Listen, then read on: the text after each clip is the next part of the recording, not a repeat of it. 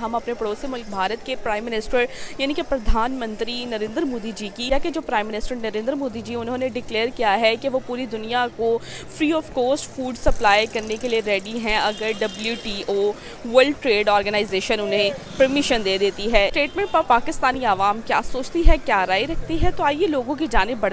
India में आप ये कह सकते हैं कि हमारी जैसी ज़राअत है, लेकिन उनकी जो यील्ड, एक तो यील्ड उनकी बहुत हमसे ज़्यादा बढ़ गई है। हालांकि एक ही टाइम पर हम ज़्यादा गंदम पैदा करते थे, हमारी पर एकड़ भी यील्ड अच्छी थी, लेकिन वो उन्होंने हमसे सरपास कर लिया। ईस्ट पंजाब को अगर देखते हैं जो हिंदुस्तान के पास है, तो हमसे गालिबन 3-3.5 गुना ज़्यादा जो पर एकड़ है।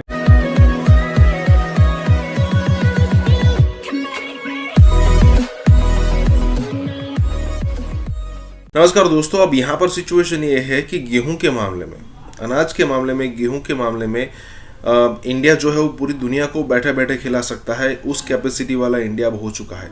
अब ज़रा आप याद कीजिए या फिर आपने पढ़ा हो कि लाल बहादुर शास्त्री जब थे ना, तब हमें वीट बाहर से इंपोर्ट करना पड़ा था। और फिर उन्होंने जय जवान जय किसान, जय जवान का नारा ऑलरेडी था, जय किसानों के साथ जोड़ा, मतलब जय जवान जय किसान हुआ। और उसके बाद उन्होंने भी एक समय के लिए एक टाइम का खाना खाया और दुनिया को भी, पूरे भारत को कहा कि हम फिलहाल ऐसा करेंगे कि एक टाइम का खाना खाएंगे, क्योंकि हमें दिक्कत हो रही थी, किल्लत हो रही थी अनाज की, गेहूं की। और आज सिचुएशन ये है कि हम पूरी दुनिया को बैठे बैठे खिला सकते हैं। इसका मतलब ये नहीं कि हम खिलाएंगे, लेकिन एक इंडिया ने एक स्टेज ऐसा हो, इंडिया एक ऐसे स्टेज पर आ चुका है कि अब इंडिया जो चाहे ना वो कर सकता है इस सिचुएशन के अंदर। यहाँ पर यही बात हो रही है कि कैसे प्रधानमंत्री इस सारी चीज़ों को टैकल कर रहे हैं, मतलब भारत के प्रधानमंत्री। इसी के साथ ही वीडियो शुरू करता है। आज उनके प्राइम मिनिस्टर की ये एक स्टेटमेंट आ जाना कि वो डिक्लेयर कर चुके हैं कि वो अपने फूड सप्लाई कर सकते हैं पूरी दुनिया को बिल्कुल फ्री ऑफ कॉस्ट, सिर्फ WTO की परमिशन के साथ। आप क्या कहना चाहेंगे कि बाकी कंट्रीज़ के साथ उनके ताल्लुकात और उस पर ये स्टेटमेंट आ जाना? Obviously, madam, India is a bigger country and they have the relationship, population, everything. So they have their own dynamics. And then, as a neighbor, we should also learn from them.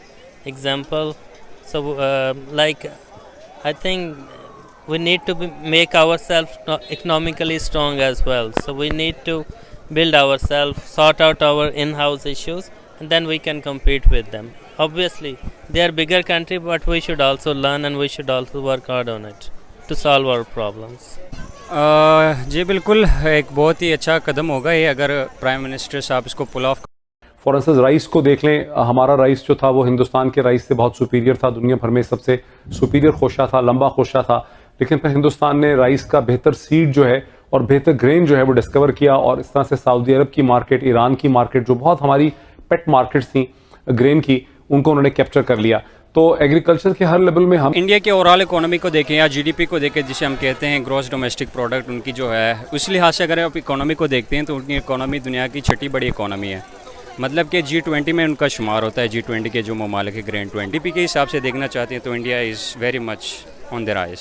India बहुत ज़्यादा strong है, जैसे super power बन रहा है। बिल्कुल। क्या आज की डेट में हमें उनसे सीखते हुए काम करना चाहिए? जी बिल्कुल, ये हमारी बदकिस्मती है कि क्या करें कि हम ये सियासी कशमकश में पिस रहे हैं। पूरे अवाम, दोनों साइड में जो अवाम है, जो वो इस कशमकश में हम पिस रहे हैं।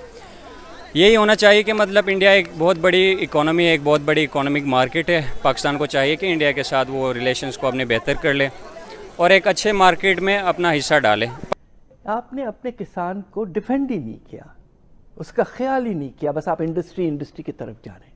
एक तो ये, आपको एग्रीकल्चर को प्रायोरिटी देनी है। फर्टिलाइज़र की सब्सिडी, आपको सुन के हैरत होगी, हिंदुस्तान अपने फर्टिलाइज़र को पाकिस्तानी रुपए में 2400 अरब की सब्सिडी देता है।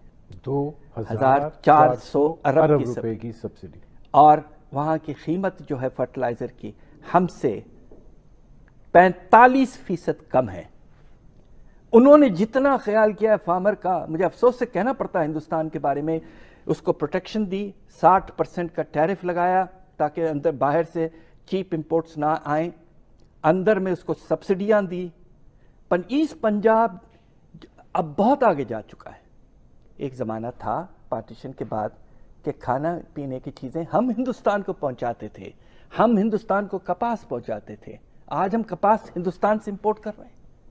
ये कौन सी तरजीह, कौन सी बात है ये? आज की डेट में इंडिया बहुत ज़्यादा आगे निकल चुका है और पाकिस्तान कहाँ पर स्टैंड कर रहा है, क्या कहना चाहेंगे? एक साथ अलग होने के बावजूद इंडिया इतना आगे निकल चुका है। Yeah, it's the continuation of the democracy. It's a big country as well, and like our extremism and education, we need to sort it out ourselves. Like army, politics, this judiciary. So we know our issues, I think, and we should make our house in order to improve. It means कि India ने अपने हर sector में बहुत तेज़ी से working की। Exactly, they are much stronger in everything, and if you see these CEOs of the leading multinationals, they are more professional, they are more composed, and obviously it's a big country, so they have multiple edges. में आप ये कह सकते हैं कि हमारी जैसी ज़रात है, लेकिन उनकी जो यील्ड, एक तो यील्ड उनकी बहुत हमसे ज़्यादा बढ़ गई है। हालांकि एक ही टाइम पर हम ज़्यादा गंदम पैदा करते थे, हमारी पर एकड़ भी यील्ड अच्छी थी, लेकिन वो उन्होंने हमसे सरपास कर लिया। उसकी बुनियादी ये वजह है कि अगर इस साल का अगर बजट पढ़े तो उन्होंने दो चीज़ों पर गौर किया। एक तो उन्होंने कहा कि दही ज़िंदगी को हमने बेहतर करना है, दूसरा ज़राअत को बेहतर करना है।